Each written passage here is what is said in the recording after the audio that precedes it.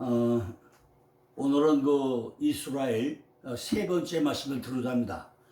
오늘은 창세기 38장과 이사야 11장에 쭉 연결해가지고 어떻게 우리가 이스라엘 되는지 그 과정을 쭉 한번 설명을 들으려 합니다. 제가 대전에 한 3일 동안 갔다 오는 바람에 3일 동안 영상을 찍지 못했습니다. 그래서 어제 늦게 와가지고 오늘 또다시 이제 이스라엘은 세 번째 말씀을 들으려 합니다. 지난번에 이어가지고 오늘은 이제 38장에 유다와 다말에 대한 얘기부터 시작을 해보겠습니다. 이미가 우리가 잘 아는 대로 창세기 38장에 뭐가 등장하죠? 유다와 다말이 등장하죠. 37장에 요셉의 이야기를 하다가 엉뚱하게 삽입을 넣어가지고 39장과 37장 사이에 38장에 성매매 사건이 나옵니다. 이것이 성경에 나오는 최초의 성매매 처벌법으로 처벌받을 최초의 사람이 등장을 하는데 그 사람이 바로 누구죠? 야곱의 넷째 아들 유다가 등장이 됩니다. 창세기 37장에서 야곱이 노예로 팔렸고 창세기 39장에 바로 이야기가 이어지죠. 그런데 왜 갑자기 38장에 유다와 다말 사건을 껴넣느냐는 이야기죠. 우리가 이것이 좀 이야기가 좀 어렵죠. 그런데 성경을 잘 보고 나면요, 창세기 37장에서 요셉이 노예로 팔리고 창세기 39장에서 총재가 되기까지는 22년간의 세월이 공백이 생기됩니다. 22년. 그러니까 창세기 38장은 22년간의 시간 가운데 하나님이 택한 백성 야곱의 후손들이 어떻게 삶을 살아가는가 하는 데한 진면목을 보여주고 있고 씨의 보존에 대한 말씀을 기록하고 있는 것이 바로 창세기 38장이라고 합니다. 씨의 보존. 씨의 보존이 뭐죠? 성경이 여러분들이요, 창세기 쭉 해가지고 창세기 12장부터 용에서 마지막까지 씨의 보존이 어떻게 연결되는지 한번 쭉 도표를 만들어 보시기 바랍니다. 제가 이미 다 만들어 놨는데 언제가 기회가 있으면 또 한번 소개를 하겠습니다만은 여러분들이요, 성경을 통해서 이스라엘의 씨의 보존이, 하나님의 씨의 보존이 어떻게 되는지 우리가 성경을 한번 다 연결해 볼 필요가 있다고 해야합니다. 왜 야곱의 자손들이 400년 동안이나 애굽에서 노예 생활을 하지 않으면 안 되었는지 이 이유를 우리가 알아야 될 거 아니겠습니까? 왜 하나님은 굳이 야곱을 통해서 애굽에 가게 했고 요셉을 통해서 고센 땅에 살게 했고 400년 동안 왜 이렇게 노예 생활을 하게 했는가? 이걸 우리가 해결되지 않고 나면은 우리가 이스라엘의 정확한 의미를 파악할 수 없다는 것입니다. 지금 말씀드렸잖아요. 야곱이 뭐가 돼요? 이스라엘을 갔다가 어떻게 하야 돼요? 여수론 단계까지 가야 되는데 이런 과정을 우리가 모르면은 성경이 이해가 되겠습니까? 왜 야곱이 살면는지, 그 야곱이 어떻게 이스라엘에 되었는지, 과연 우리가 마지막에는 다 합쳐지는 여수론 단계에 가는 걸 우리가 이해가 돼야만이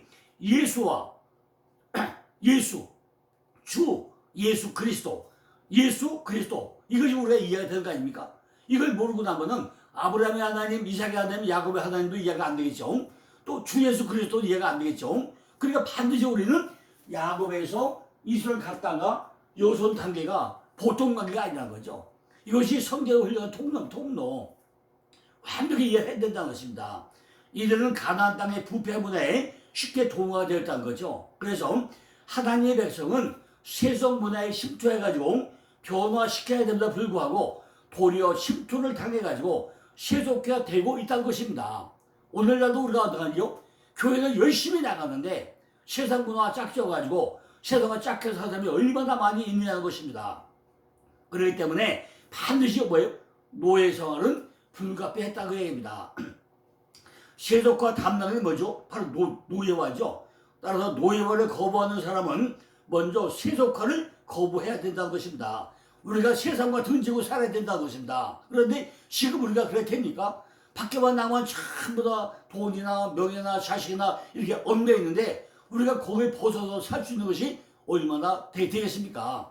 말로만 예수 믿는 거지 세상 문화로 등지고 사는 경우가 너무 힘들지 않습니까? 그러니까 이때나 똑같은 거죠. 창세기 38장은요, 두 가지 주제를 다루고 있습니다. 하나는 하나님의 백성들이 가나안의 세속 문화에 얼마나 급속하게 동화되었나 하는 것 한 가지하고, 하나님의 백성들이 가나안 세속문에 급속히 동화되어가지고 부패되는데, 또 하나는 뭐죠? 이런 인간의 부패성 가운데 하나님의 은혜가 얼마나 보석처럼 딱 드러나고 있는가, 두 가지라는 거죠. 많은 사람들이 세상 무대에 동조하고 있지만은 하나님 그 가운데는 뭐죠? 하나님의 은혜가 우리에게 보석같이 딱 우리 안에 자리 잡고 있다는 것입니다. 그러므로 창세기 38장은 인간의 부패와 하나님의 은혜가 극명하게 대조가 이루어지고 있다는 것입니다. 우리의 삶은 뭐죠? 세상과 짝지려고 하는 이런 것도 있는가 하면은 하나님의 말씀대로 살아가려고 하는 하나님의 은혜가 우리 안에도 극명하게 대조되어 있다는 것입니다. 창세기 38장에 나타난 두려운 내용이 뭐죠? 바로 유다의 부패죠. 유다가 누구죠? 바로 야곱의 넷째 아들. 유다가 뭐죠? 찬양하려다, 찬송하려다, 이 의미가 유다 아닙니까? 그런데 바로 뭐죠? 요셉이 팔릴 때, 온 20년에 팔릴 때 누가 주도했죠? 가나안 땅의 부패원으로 동조한 것이 대표한 인물이 유다였습니다. 그죠? 그런데 유다가 부패한 과정을 살펴보면서 오늘날 성도들도 부패한 문화 가운데 살 때 우리가 어떻게 살아나가야 되냐는 교훈을 어디서 38장에서 우리에게 교훈을 주고 있다는 것입니다. 우리의 거룩성을 어떻게 지켜나가야 할지 우리는 창세기 38장을 읽으면서 정확하게 우리가 파악을 해봐야 된다는 얘기입니다.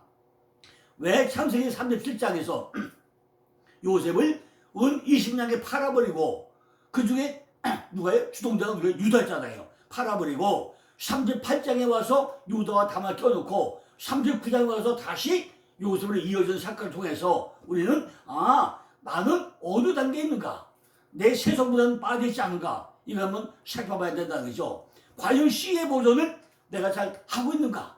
씨의 보존이 얼마나 중요한가? 하는 걸 우리가 여기서 찾아내봐야 된다는 것입니다. 유다는 2절에 보니까요. 누가고요? 가나안 사람 수아라는 자의 딸을 취해가지고 동침했다고 나옵니다. 그죠?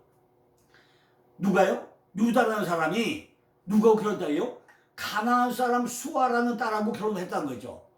수아가 뭐죠? 수아 땅은 돈 많은 자, 얼굴이 이쁜 자, 그걸 택해서 했다는 거죠.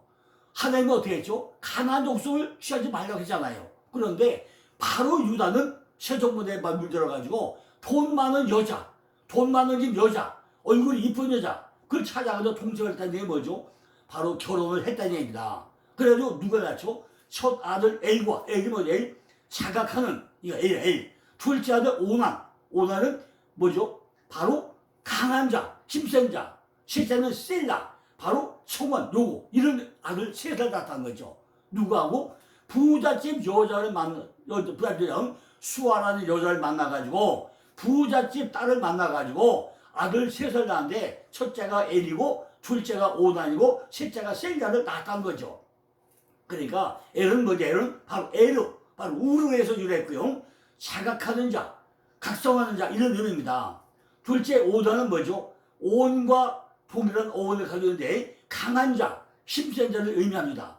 셋째는 셀라죠. 셰엘라, 바로 청원과 요구를 의미합니다. 그런데 맏아들이 누가 우라하죠? 다말이라는 여자고 결혼을 합니다. 첫째 아들 엘이 다말이라는 여자고 결혼을 합니다. 그런데 엘은 여호와의 목전에 악을 행했던 악을, 악한 내용에 대해서는 성경에 기록되어 있지 않습니다. 그런데 성경의 단상에 악을 행했다라만 나와요. 하나님께서 엘을 볼 때 악하기 때문에 다말하고 결혼했는데 엘을 죽여버렸다는 것이다. 애를 죽였다는 것입니다. 근데 그때는 어쩌죠? 그 당시에 푸나는 뭐죠? 계대결혼. 결혼식이니까 첫째가 죽으면 둘째가 대를 이어서 결혼하게 계대결혼 아닙니까? 그러니까 형 엘이 죽고 나니까 둘째 누구하고 오난하고 또다시 이제 결혼을 시키려고 합니다. 바로 형사하고 결혼하게 된다는 거죠. 그런데 오난도 자녀를 원치 않았기 때문에 설정했다고 나왔죠. 이것이 바로 여호와의 목전에 악하기 때문에 하나님이 또 뭐예요? 오난도 죽여버리다는 것입니다. 그럼 나머지 누가 남았죠? 셋째밖에 안 남죠. 셀레밖에 안 남잖아요. 근데 셋째 셀레하고 또 이제 계절을 시켜야 되는데 누구 마음이 바뀌어요? 유다의 마음이 바뀌었다는 것입니다. 이렇게 전부 다 계절을 해야 되는데 결혼을 해가지고 자녀를 낳아야 됨에도 불구하고 그래야 시계보전이 될 거 아닙니까? 그런데 전부 다 설정하고 자녀를 원치 않았기 때문에 하나님은 엘도 죽이고 오당도 죽이고 죽여버리는 거죠. 나머지 셀레밖에 안 남았습니다. 이런 대답은 어떻게 하죠? 어떻게 우리가 이해를 해야 되냐 거죠. 그죠? 이런 질문을 우리에게 어떻게 해야 되죠? 씨의 보존이 아니면 되겠습니까? 내 안에서 씨를 심었으면 반드시 열매가 맞아가지고 결론이 나와야 되는 거 아닙니까? 이거 어떻게 되는 거죠? 이 질문의 대답은 그렇지 않다는 것입니다. 우리가 자녀를 원하든 원하지 않든 간에 그것은 우리에게 엄청난 큰 죄가 된다는 것입니다. 이것이 바로 뭐죠? 다른 집안도 아니고 유다 집안에서만은 절대로 이렇게 씨를 받아내야 되는데 이것이 얼마나 중요한지 말을 못하다는 것입니다. 왜냐면요, 여기서 씨를 받아들이지 않고 나면은 지금 이스라엘로 가는 과정 가운데 대가 끊고 말하니까 성경은 거기서 끝나고 말아버립니다. 그죠? 이스라엘 족속으로 가야 되는데 대가 끊어지고 만다 해입니다. 그러니까 하나님 입장에서 볼 때는 대단히 중요한 사건이라는 것입니다. 창세기 49장 10절에 보게 되면 야곱의 마지막으로 아들들 축복을 합니다. 그때 유다에 대해서 뭐라고 하죠? 홀이 유다를 떠나지 아니하며 시리자의 파이가 그 발 사이에서 떠나지 아니하기를 신료가 오기까지 미치리니라고 축복을 합니다. 바로 신료가 뭐죠? 안식을 주는 자, 그죠? 안식을 주는 자 오기까지 끊어지지 않겠다고 이미 선을 합니다. 신료는 화평을 가져오는 자, 가깝게는 다윗을 턴하지만은 멀게는 누구죠? 예수 그리스도를 가르치는 대우 아닙니까? 때문에 예수님을 가르쳐가지고 유다 지파의 사자다. The Lion of the Family of Judah. 이렇게 나오잖아요. 유다 지파의 사자라고 설명을 합니다. 그러므로 유다 지파의 자녀를 끊으려고 하는 것은 바로 마귀의 전략이고 이 마귀의 전략에 놀아나는 것이 여호와의 목전에 악하다고 설명을 하고 있는 것입니다. 이런 악은 어디서 나왔다는 거죠? 첫째는 유다가 자기 형제를 떠난 데서 온 것이고 두 번째는 유다가 이방 여인 불신자와 결혼했기 때문에 한 것입니다. 유다가 결혼한 여인의 아버지가 바로 수아인데 수아는 뭐죠? 돈 많은 자, 부자라네 부자. 그러니까 유다는 다른 걸 보지 않고 돈 많은 집의 여자, 아름다운 여자 그만 보고도 결혼했다는 것입니다. 이방 여인, 그죠? 하나님 막아놓은 이방인, 가난한 여인. 그런데 돈 받는 여자, 아름다운 여자만 보고 결혼했다는 것입니다. 그러니까 하나님 계획이 어디 있는가 하는 것은 전혀 안중에도 없고 철저히 육적인 결혼을 한 것이고 성령을 대적하는 혼인이 되었다는 것입니다. 이런 혼인으로 말미암아 유다의 부패는 아주 심화가 되었다는 거죠. 이제 유다에는 셋째 셀레밖에 남지 않았죠. 그런데 셀레가 어렵기 때문에 자녀를 낳을 수가 없어가지고 유다가 다말에게 간청을 합니다. 너는 수절하고 내 아버지 집에 있어서 내 아들 셀레가 상상하니 기다리라고 당부를 하게 됩니다. 며느리한테. 그죠? 그러니까 셀레가 그 유다 다말이 어디 갔겠죠? 자기 친정으로 갔겠죠. 그런데 유다는 셀레를 다말에게 주는 생각이 전혀 없었다는 거죠. 왜냐하면 첫째가 늙고 둘째가 죽으니까 분명히 셋째도 다말하고 살면 죽을 것이다. 그걸 이미 유다가 예측하고 며느리에게 보냈다는 거죠. 셀레가 이와 같이 될까봐 다말에게 셀레를 줄 계획이 유다는 전혀 가지고 있지 않았다는 것입니다. 그런데 시간이 지나자 뭐죠? 유다도 아내가 죽게 되었다는 것입니다. 그죠? 유다의 아내도 죽게 되었다는 거죠. 유다가 슬피 울면서 장례를 지나고 슬픔의 기간을 지나게 됩니다. 시간이 지나자 양털 깎는 때가 되었다는 거죠. 근데 그 당시 가나안 집안에서는 양털 깎는 기간에 축제가 축제가 벌어졌는데 어떤 축제냐? 이 축제는 다산을 비는 축제였다는 것이다. 이 모든 것이 생산이 많아지는 축제이기 때문에 그 당시엔 뭐예요? 음란하고 그죠? 성매매가 완벽하게 이루어지는 이런 시기였다는 거죠. 바로 양털 깎는 시기였다는 거죠. 그래서 이 음란가가 되고 더러워지고 지저분하게 되었다는 것입니다. 그래서 유다가 이때에 유혹을 받게 되었다는 거죠. 유다가 길거리를 지나가다가 얼굴을 보니까 누가 있다고요? 이쁜 창녀가 있었던 거죠. 그래서 유다는 이 여인과 성남의 계약을 체결하게 되었던 것입니다. 화대가 일어나고 얼마나 묻고 염소새끼 한 마리를 달라고 서로 계약을 맺게 되죠. 유다가 당장 염소새끼가 없으니까 상녀가 약조물을 달라고 간청을 합니다. 그러나 유다가 약조물로 도장에 맞은 끈과 지팡이를 주었다고 성경에 기록되어 있습니다. 후에 유다가 염소새끼를 끌고 길거리에 나와가지고 약조물을 찾으려고 창녀를 찾았는데 그 창녀는 온데간데 없더라는 것입니다. 이 일이 있은 후 석 달이 지났다. 석 달이 지났는데 며느리 다말이 바람을 피워가지고 잉태했던 소문이 들리기 시작합니다. 그러니까 유다가 아주 진노해가지고 그 여자 끌어내라. 그래가지고 명령을 했다는 것입니다.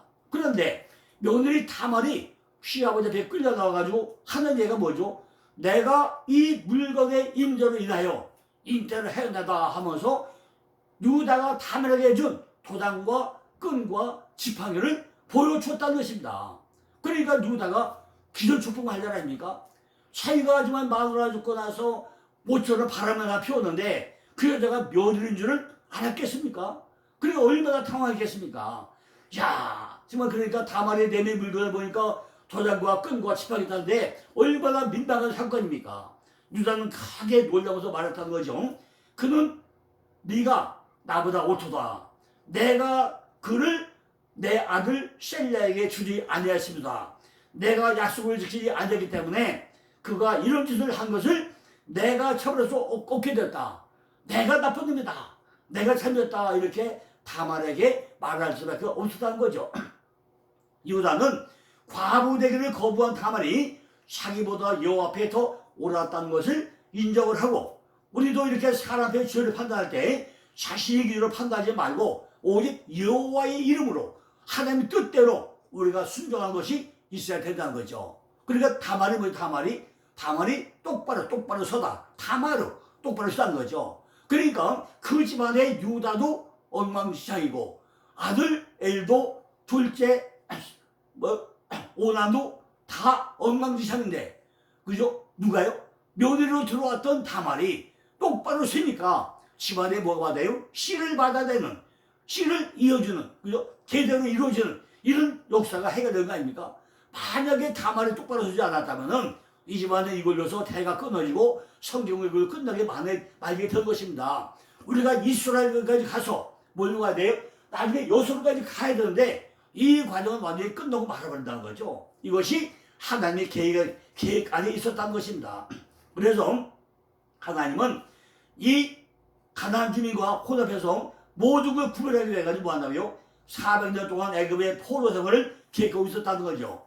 세속화가 되고 나면은 죄를 짓게 되고, 죄를 짓게 되면 어떤 형태로든지 노예화가 오게 되어 있다는 것입니다.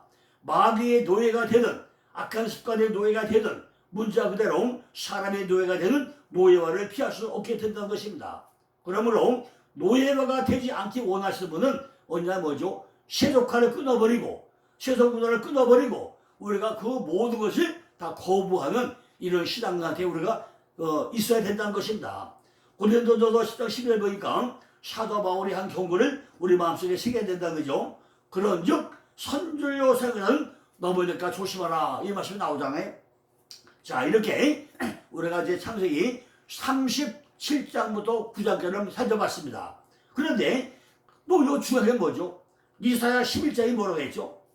이사야 11장에는 이새의 줄기가 어떻다고 이야기하고, 거기는 아주 또 중요한 나타가 나옵니다. 이사야 11장에서 15절에서 엉뚱한 말씀을 하고 있다는 거죠. 그러니까 창세기 37장과 39장 사이에 34장 떠나서 엉뚱하게 한 것과 똑같이 지금 이사야 11장에서도 15절과 16절 사이에 삽입을 하고 있다는 거죠. 15절에 엉뚱하게 하고 있어요. 16절에 보면 뭐가 나오죠? 그의 남아있는 백성을 위하여 아수르에서부터 돌아오는 대로가 있게 하시되 이스라엘이 애굽에서 나오던 날과 같게 하시라. 이 말씀은요 15절이 이해가 되어야만이 16절이 이해가 될 수 있는 아주 중요한 내용의 말씀입니다. 결국에는 뭐죠? 여호와께서 애굽의 해골을 말리우시고 손을 유브라데 하수에 흔들어 뜨거운 바람을 일으켜서 그 하수를 쳐서 7갈래로 나눠 신심고 건너가는 사람만이 남은 백성이 된다는 것입니다. 여기서 뭐죠? 해고면 해고. 해는 양, 바다의 바다. 고는 라숀, 혀야 혀. 바다의 혀, 바다의 혀. 말하는 혀. 이것이 우리가 이해가 됩니까? 그냥 해고라고 하니까, 아, 큰 파도구나. 그 파도가 좀 말리구나 그러는데, 잘 보면 해자는 양 바다라는 것이고, 고는 라숀, 혀야 혀. 말하는 능력이라는 거죠. 그러니까, 해고를 통해서 전부 다 애굽을 말리우시고, 손을 유브라데 하수에 흔들어가지고, 뜨거운 바람을 일으켜서, 그 하수를 쳐가지고, 7갈래로 나눠 신신고 건너가는 사람만이 남은 뱃에 든다. 이것이 얼마나 많은 사람들이 이해가 되겠습니까? 참으로 어려운 얘기 아닙니까? 건너가는 사람만이 남아있는 백성, 즉 이스라엘이 된다는 것입니다. 이렇게 성경이 참 설명이 어려워요. 그죠? 참 이야기하고 그러죠. 오늘도 우리에게 수없이 많은 기적들이 있지만은 뭐 한다고요? 신을 신고 이것을 건너가는 자만이 이스라엘이 된다고 이사야 11장에서 설명을 합니다. 근데 이것이 이렇게 우리가 쉽게 이해가 가능합니까? 안 그러면 여전히 우리가 어디 있다고요? 우리는 애굽에 있다. 애굽 땅에 있다는 거죠. 내가 시집고 건너가지 않고 나면 어디 있다고요? 애굽 땅에 머물러 있다는 것입니다. 반드시 뭐죠? 신을 신고 건너가야 한다는 거죠. 그래서 그래 뭐예요? 이스라엘이 되게 한다니 건너가야 내가 건너가지 않고 나면 절대로 이스라엘이 안 된다는 것입니다. 이 성경을 가지고 우리에게 말씀하시는 의미를 우리가 찾아 나가려면 성경 전체에 퍼져 있는 그 말씀들이 하나가 전부 다 모아져서 줄거리 줄을 찾아봐야만이 이 말씀이 이해가 된다는 이야기입니다. 오늘 이 말씀을 이해하기 위해서는 먼저 뭐죠? 애굽에 대한 바른 정의가 우리에게 필요하다는 거죠. 왜 이스라엘 백성을 애굽에 보냈는지, 왜 출애굽을 시켰는지 오늘 이 말씀이 이해가 돼야만이 나도 신심고 건너가는 역사가 우리에게 일어나는데 우리가 애굽 땅에 와가는데 모르잖아요. 그죠? 애굽을 모르니까 이것이 이해가 됩니까? 애굽이 어디 애굽이? 미츠라임. 애굽과 애굽 사람의 조상 또는 그 이름이 시조가 되는 인물을 나타내는 게 애굽인데 성경에서 계속 애굽 나오는데 과연 애굽이라는 것이 어떤 뜻이라는 거죠? 애굽은요, 하나님이 세계의 일부를 말하는 것이 애굽입니다. 창세기 10장 6절로 13절 보면 미츠라임은 애굽과 애굽 사람의 조상 또는 그 이름이 시조가 되는 인물로 나타납니다. 이는 하나님이 세계에서 지상의 종족 중에 그들이 자료를 말해줬다고 설명합니다. 또 창세기 15장 16절에는 아브람과 언약을 맺은 경계가 애굽의 나일강 동편에 있다고 설명합니다. 세 번째는 애굽은 문화적으로 고운배, 잠언 7장 16절, 에스겔 27장 10절, 또 화려한 병거와 군마, 열왕기상 10장 28장 29절, 아가서 1장으로 유명하다고 설명합니다. 이런 것들이 우리가 성경적 꿰뚫어보자고 하면 이해가 안 된다는 이야기입니다. 애굽은 피난처가 체류지라고 설명합니다. 애굽이 뭐죠? 인간적으로 선택한 곳이죠. 창세기 12장 10절에 써보니까 아브라함은 기근을 당할 때 하나님이 아니라 애굽에 내려가서 구원을 받았다고 설명합니다. 그죠? 창세기 12장에 진주가 보통업에 떠나가지고 마침내 가나안에 들어왔음에도 불구하고 어디 가서 대단 두 번 쌓죠. 세겜에서 벨레트에 낳고 점점 남바로 어디로 가죠? 애굽으로 가잖아요. 애굽으로 가서 구원을 찾아요. 근데 구원을 찾았나요? 거기서 어떻게 하죠? 바로에게 마누라 팔아먹어가지고 많은 물질을 얻어서 나오게 되는 건 사실이잖아요. 애굽으로 가서 구원을 찾았다는 거죠. 근데 창세기 16장 1절을 보니까 아브라함은 애굽에서 하갈을 데리고 나왔는데 아브라함과 사라는 자식이 없자 인간적인 해결 방법으로 애굽의 여자 바로 하갈과 결혼해서 누굴 낳죠? 이스마엘 낳잖아요. 이것이 오늘날 지금까지 전 세계 중동 전쟁의 발원지가 바로 그 사건 아닙니까? 그러니까 우리가 세상에서 잡고 있다는 거죠. 하지만 하나님의 언약은 여종에게서가 아니라 하나님의 은사에서 하나님이 주는 씨에 의해서 나올 것이다. 바로 이렇게 명랑하게 설명하지 않습니까? 세 번째는 뭐죠? 하나님이 말해주는 것이 있다는 거죠.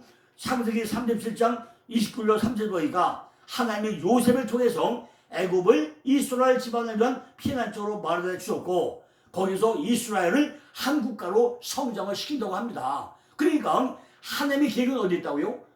아브라함을 애굽에 보냈다가 나중에 쭉 돌고 가지고 야곱을 어디 보내서 다시 애굽을 보내잖아요. 그때 이미 그때 누가 있어? 요셉이 애굽에 가니까 뭐죠? 총리가 됐잖아요. 거기 있는 동안에 4년 동안 뭐하죠? 한 국가, 이스라엘을 국가로 성장시키는 이 목적이 하나님께 있었다는 것입니다. 이런 일련의 과정을 우리가 쭉 이해를 해야만이 하나님의 계획이 창세기 38장에서 이루어져 가지고 이사야 11장까지 와가지고 바로 신을 지고 건너가게 해가지고 애굽에서 전부 다 그 70명의 인원들이 나중에 국가가 되고 민족이 돼가지고 성대에 나오게 만드는 과정을 거쳐야만 우리가 이스라엘이 어떤 것인가 정확히 이해가 된다 그 얘기입니다. 하나님은 이스라엘을 애굽의 속박에서도 구원을 시키지 않았습니까? 출애굽을 시킨다는 거죠. 출애굽기 1장에서 15장, 출애굽기 20장 1절에 보니까 애굽은 이스라엘의 종되었던 집이었고 거기서 하나님은 그들의 권능과 이적으로 이스라엘을 구원해 내달라는 것입니다. 이러한 부처는요 광야에서 회당되었고 어디 나오죠? 출애굽기 23장 32절, 레위기 11장 45절, 레위기 25장 34장 보면 이스라엘의 적에게 뭐하죠? 영향을 주었다고 설명하는데 이건 뭐 또 어디 나오죠? 여호수아 9장 9절이나 사무엘상 4장 8절이나 사무엘상 6장 6절을 보고 나면은 그죠? 이 구출은 광야에서 회상되었고 이스라엘 적에게 영향을 주었다고 설명합니다. 그 후에 애굽은 하나님께서 역사를 통해 가지고 즉 사사시대 그죠? 솔로몬과 그 후에 왕들 치하에서 그리고 바벨론 포로 시대 이후에 반역의 이스라엘을 끌어내신 중요한 시발적으로 몇 세기 동안에 쭉 되새겨서 설명되어 내려오고 있습니다. 시편 기자들은요 그에 관해서 노래했고요. 선지자들이 소리 높이 또 합창을 하고 호세가 11장 1절에 보니까 하나님은 이스라엘을 자기 아들로 부르고 있고 애굽에서 불려내었다고 호세아 11장 1절에 또 설명하고 있습니다. 애굽에서 구원은 후대의 속박과 구원의 척도라고 설명합니다. 미가서 7장 15절을 보면 하나님께서 이스라엘을 애굽에서 구원하신 이적은 미래 행동에 대한 척도라고 설명하죠. 애굽은 다시는 전 이스라엘 민족이 망명지가 되지 않았고 후에는 영적 속박, 예를 들면 우상숭배 같은 속박이 상징이 되었다고 호세아 8장 13절이나 9장 3절에도 설명합니다. 미래의 이스라엘 구원은 애굽에서 구원을 상징해가지고 나타냈다고 이사야 11장 1절이나 호세아 11장 11절이나 스가랴 10장 10절에 또 설명합니다. 후기 역사의 상황에서 애굽의 역할이 또 나타나죠. 그죠? 애굽은 때로는 피난처로 어디 가죠? 열왕기상 11장 40절, 예레미야 20장 21절이죠. 또 동맹국으로 열왕기상 3장 1절이죠. 때로는 적으로 열왕기상 14장 25절, 열왕기상 23장 33절로 34절, 또 때로는 도움을 거는 잘못된 신뢰의 목적을 가진 덫으로 열왕기하 17장 4절, 열왕기하 18장 20절에 나타납니다. 이렇게 이스라엘 백성은 하나님을 의지하기보다 애굽의 힘을 의지하기 때문에 정치적 속박과 그와 유사한 새로운 형태의 속박이 얽매게 되었다고 이사야 3장 1절이나 호세아 7장 16절이나 12장 1절로 설명합니다. 그래서 애굽은 뭐 한다고요? 하나님의 심판이 대상이 된다. 이렇게 설명을 하죠. 하나님은 이사야 19장 20절, 예레미야 또 46장, 에스겔 29장 32장, 요엘 3장 19절을 통해 가지고 애굽의 참하심과 자기 주장, 언약의 백성을 공격한 것에 대한 심판을 또 선언하기도 합니다. 애굽에 대한 피난에도 불구하고 애굽에 대한 구약 성경은 두 구절로 우리가 흥미롭게 요약해 볼 수 있습니다. 첫째는 덕망 높은 유다 요시아는 애굽왕 노고가 느고가 말한 하나님이 성동치 않기 때문에 죽임을 당했다고 태하 35절부터 설명을 하죠. 다른 하나는 애굽은 하나님의 축복의 대상이 된다고 설명을 하는데 애굽의 회복과 하나님의 치유를 받도록 또 설명을 합니다. 자, 벌써 시간이 좀 많이 됐네요. 자, 이사야 19장 19절 25절이니까 아수로 이스라엘과 더불어 애굽 역사, 그의 백성이 되어가지고 여호와를 경배하고 시우받을 거라고 설명합니다. 에스겔 29장 13절에 16절에 보면 애굽은 과거의 악에서 떠나고 겸손한 나라가 될 거라고 또 설명합니다. 신약 성경에서 나타난 애굽의 역할도 구약에 나타난 역할과 거의 일치가 됩니다. 애굽은 하나님의 세계의 일부라고 설명합니다. 사도행전 2장 10절을 보니까 오순절에 애굽에 사는 사람들은 다른 나라 사람들 중에서 하나님의 큰 역사가 그들 자신의 방안으로 선포되는 것을 들었다고 합니다. 애굽은요, 하나님이 이스라엘 구해야 되는 속박을 나타내는데 하나님께서 애굽에서 이스라엘 백성을 구원하신 하나님의 구원 본능의 모범이라고 사도행전 7장 9절을 설명하죠. 출애굽의 사건은 그 후에 이스라엘의 불신실함과 최악의 본보라고 또 묘사가 되고 있습니다. 애굽은 하나님이 그 아들을 불러내신 피난처라고 마태복음 2장 13절에서 설명합니다. 애굽은 물질주의와 세속의 율법의 상징을 하고 히브리서 11장 26절로 27절에 또 설명합니다. 자, 너무 할 얘기가 많은데 오늘 여기까지 하고 내가 또다시 왜 이사야 11장을 띄워넣는지 그 이유에 대한 얘기는 내일 또 이어서 또 설명을 드리겠습니다. 감사합니다.